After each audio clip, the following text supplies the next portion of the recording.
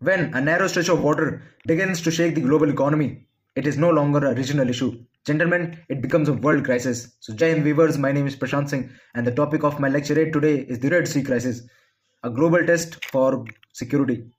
The first of all, Red Sea is one of the world's most important and critical maritime corridors, in which nearly 12 to 15% of global trade and a major share of oil and container traffic passes through it via the Suez Canal port.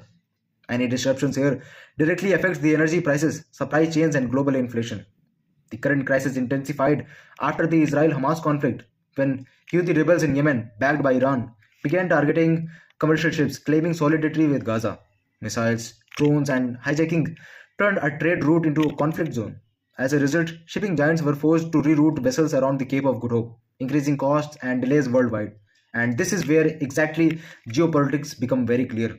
The Houthis here are not acting in isolation, and the Red Sea has become another arena in the Iran US Israel power triangle, with regional instability spilling into global commerce. To counter this threat, the US and its allies launched Operation Prosperity Guardian, aiming to secure freedom of navigation in the region. So, now by the time you have been thinking about what is the role of India here, so let me tell you, India's role here is very matured and balanced. India depends heavily on Red Sea routes for to trade with Europe, West Asia, and North Africa.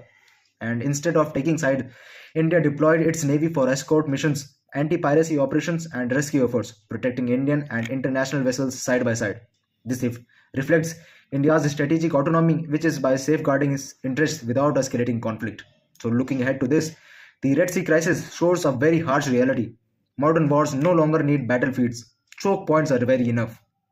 Maritime security, regional diplomacy, and conflict de escalation will define future global stability in the region. For India, strengthening naval presence, partnerships, and crisis response capabilities is no longer optional, it is very essential. And at last, I would like to say that the Red Sea reminds the world that peace is very fragile, trade is vulnerable, and power today flows not only through capitals but through sea lanes. Thank you, that was all. Jai Hind.